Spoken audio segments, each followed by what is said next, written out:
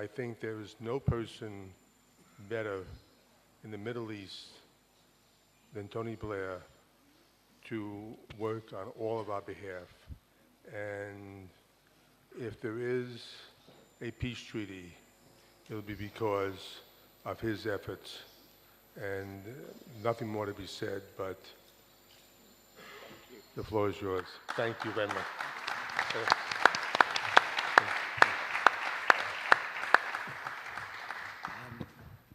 I hope it's okay if I speak from here, actually, Ronald, because it's from the old Prime Minister's Questions days. I think I just kind of feel easier standing up. Anyway, you can see me better.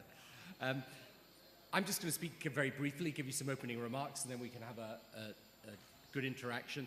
First of all, can I say it's a real honor and pleasure to be here with the governing board of the World Jewish Congress, to say to you that many of the people here are people I know, which is, I think, interesting and a good sign.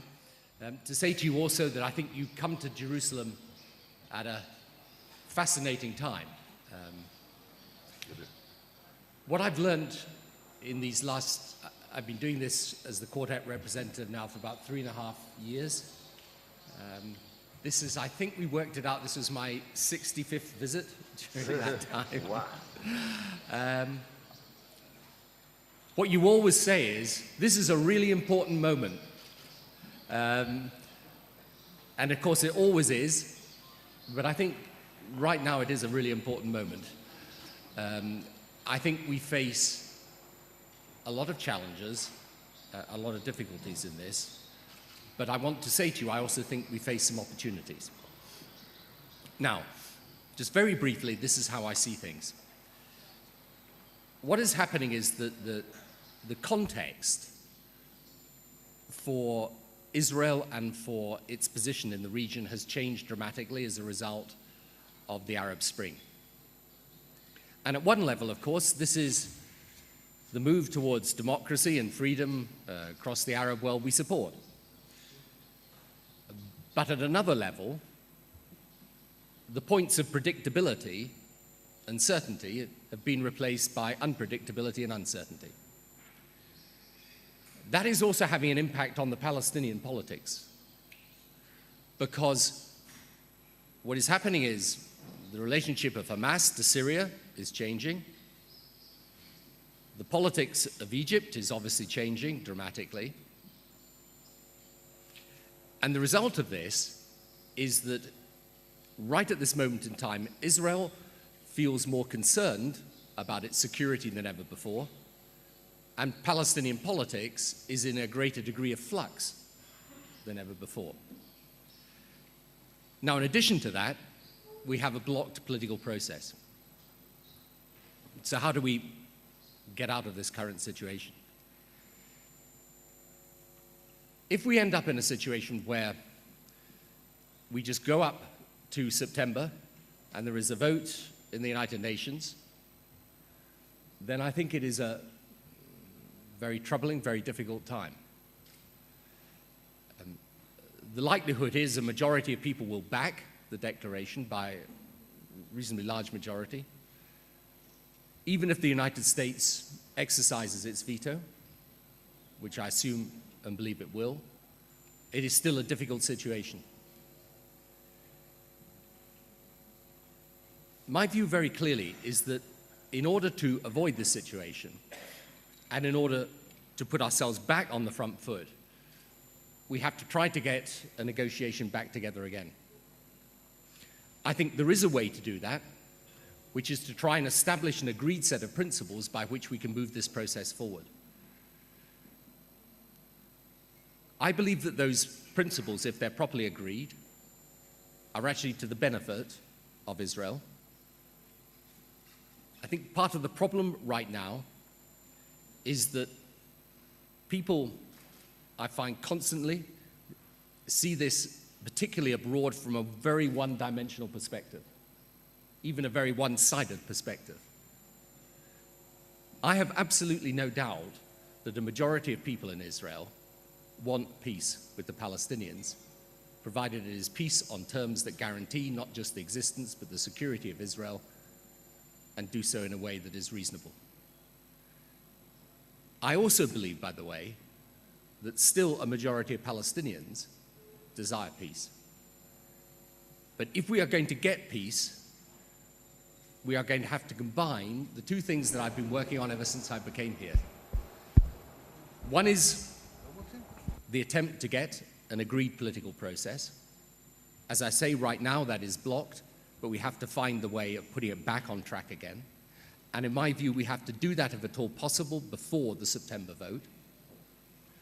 Even if the Palestinians do not agree to come back into negotiation, I still think it's important that we make the effort to put forward a framework for resolving this. I believe that is actually the position to which the Israeli government at the moment is moving, and I think they're right to do so. The second thing is, we need to recognize there is one, and probably only one, piece of good news in everything that has happened in the last few years. Actually, where there have been genuine changes and improvements on the ground, in the economy and on security, there has been a difference. I was in the West Bank yesterday. There has been economic growth that's very strong there in these last 3 years.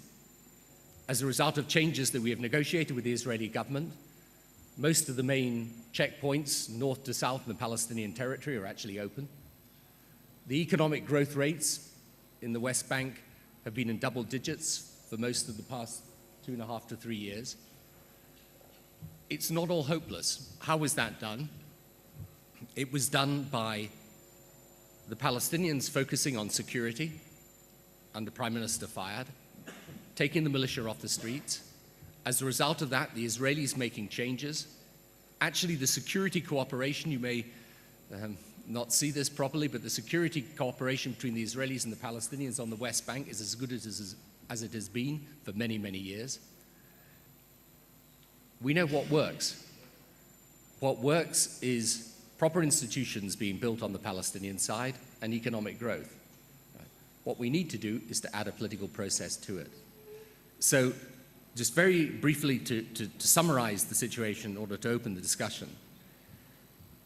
In my view, if we head up to September, at the present time, we're in for a very, very difficult period indeed.